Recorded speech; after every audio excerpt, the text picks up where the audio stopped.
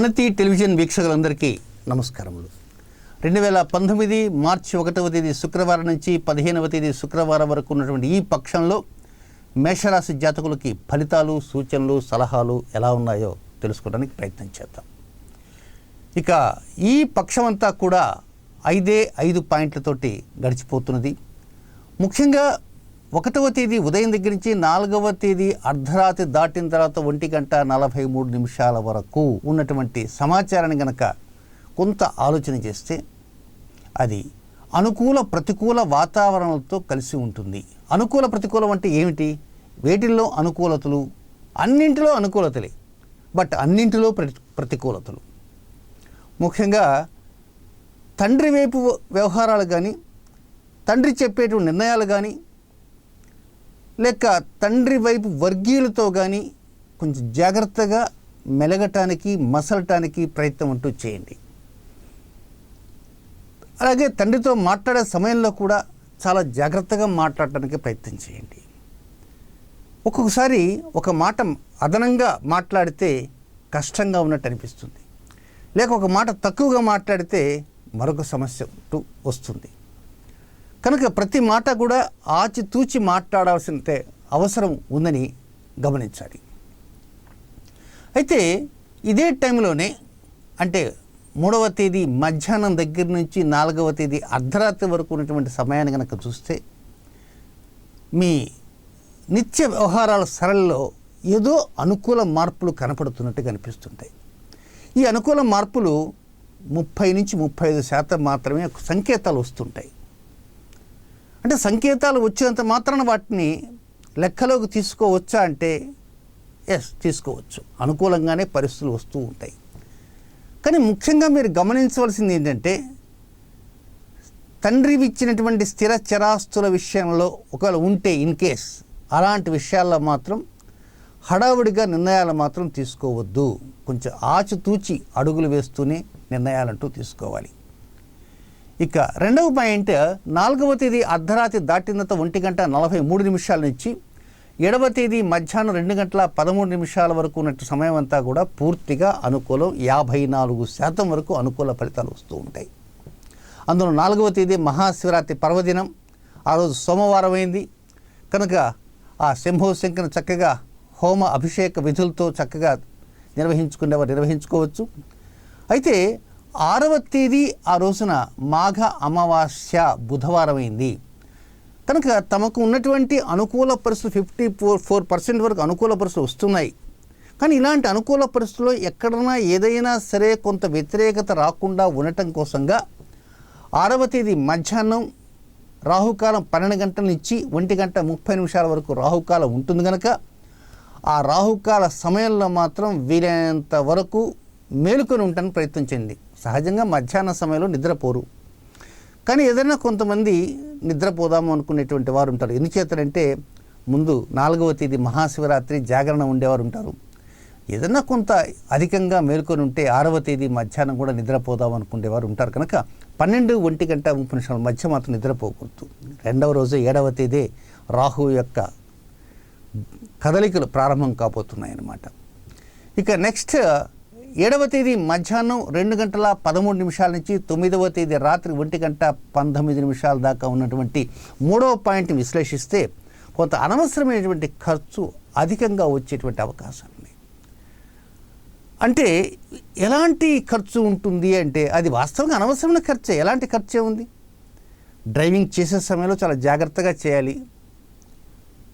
So పొరపాటుగా ఎవరైనా vehicle కనుక మన వెహికల్ తగిలినప్పుడు వారికి మూల్యం కూడా చెల్లించాల్సిన అవసరం ఉంటుంది. కొన్ని సందర్భాల్లో వారే వచ్చి మన వెహికల్ కనుక డాష్ ఇచ్చినా కూడా వారు కనుక కొంచెం వాగ్దాటి గల వారైతే మనల్ని తప్పుగా మాట్లాడేటువంటి అవకాశాలు కూడా ఉంటాయనే విషయాన్ని కూడా గమనించడానికి ప్రయత్నం అంటూ చేయాలి. కొంత అనవసరమైన ఖర్చులు, దాంతోపాటు కొంత వృధా ప్రయాణాలు కూడా కనపడుతూ ఉన్నాయి. ఇక నెక్స్ట్ 9వ తేదీ రాత్రి 1:19 దగ్గర నుంచి 12వ తేదీ ఉదయం 10:21 దాకా అది మానసికంగా ప్రశాంతంగా ఉండేటువంటి 4వ పాయింట్. కొంత శారీరక శ్రమ లేకుండా శరీరానికి సుఖం వచ్చే విధంగా, పరిస్థితులను అనుకూలించే విధంగా మనసు కొంచెం ప్రశాంతంగా ఉంటూనే ఉంటుంది. అయితే ఈ సమయంలో మీరు చాలా వరకు ఆనందంగా ఎదుటివారితో మాట్లాడుతుంటారు. ఎదుటివారు చెప్పేటువంటి అంశాల మీద కూడా చాలా వరకు ఇంట్రెస్ట్గా వింటూ మీ అంతా మీరు పావులు కదుపుతూ ఉంటారు. ఒక విధంగా 10వ తేదీ 11వ తేదీ చాలా అనుకూలమైనటువంటి సమయం అని చెప్పక తప్పదు.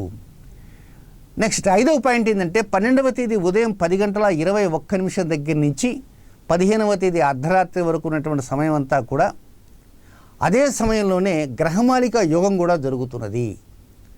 గ్రహమాలిక యోగం, ఆ గ్రహమాలిక యోగం 8 రాసుల్లో జరుగుతుంటుంది. కనుక ఆ సమయంలో మీరు మాట్లాడే ప్రతి మాట కూడా చాలా జాగ్రత్తగా మాట్లాడండి. ఎలా మాట్లాడాలి జాగ్రత్తగా అని అనుకోవచ్చు. ఒక్కోసారి దానికోసం ప్రత్యేకంగా రిహార్సల్స్ అక్కర్లా, ప్లానింగ్ అక్కర్లా. తప్పు తరికలు మాట్లాడేటువంటి అవకాశాలు ఉంటాయి. అప్పటికప్పుడు కల్పించి మాట్లాడుతుంటారు కొంతమంది. ఆ కల్పించి మాట్లాడేటువంటి అంశాలు ఒక్కోసారి మర్చిపోయి రెండవసారి అడిగితే మరొక రకంగా చెప్తారు. అదే కనుక నిజంగా ఉన్నదనుకోండి, నిద్రపోతున్నా తట్టి లేపినా కూడా అదే మాటలు వస్తాయి. సో అంతకుముందు చెప్పిన మాటలు వేరు, ఇప్పుడు ఈ సమయంలో చెప్పిన మాటలు వేరుగా ఉన్న కారణంగా ఎదుటివారికి అనుమానాలు వచ్చేటువంటి అవకాశాలు ఉంటాయి. సో 12వ తేదీ ఉదయం 10:21 దగ్గర నుంచి 15వ తేదీ అర్ధరాత్రి వరకు మాట్లాడే ప్రతి మాట కూడా చాలా జాగ్రత్తగా పాయింట్ టు పాయింట్ అబ్జర్వ్ చేసేటువంటి వ్యక్తులు ఉంటారు. అదే సమయంలో ఎదుటివారిని ఎక్కడ దూషించకండి, నిందించకండి, విమర్శించవద్దు. కొంచెం నాలిక మీద కానీ లేకపోతే నేత్రాల విషయంలో ఏదైనా చిన్నపాటి రుగ్మత కనుక కనపడితే డాక్టర్ గారి సలహాలు తీసుకోవడానికి ప్రయత్నం అంటూ చేయండి. ఈ 12వ తేదీ ఉదయం 10:21 నుంచి 14 సాయంకాలం వరకు ఈ గ్రహమాలిక యోగం జరుగుతుంటుంది. కనుక ఈ గ్రహమాలిక యోగం జరిగేటువంటి సమయంలో ఎక్కడా కూడా కలహప్రదమైన వాతావరణంలోకి వెళ్ళకండి.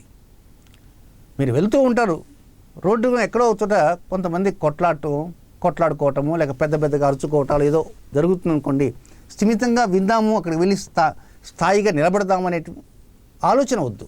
మీ పాటికి మీరు ప్రయాణమే వెళ్తున్నారు, క్యారీ ఆన్ అంతే తప్ప అక్కడ నిలబడి అక్కడ ఎవరు మాట్లాడుకుంటున్నారు, వీరు ఏం మాట్లాడారు, తిరిగి వీరికి సమాధానంగా వారేం మాట్లాడారు, ఇలాంటి వాటి మీద ఇంట్రెస్ట్ మాత్రం చూపించకండి.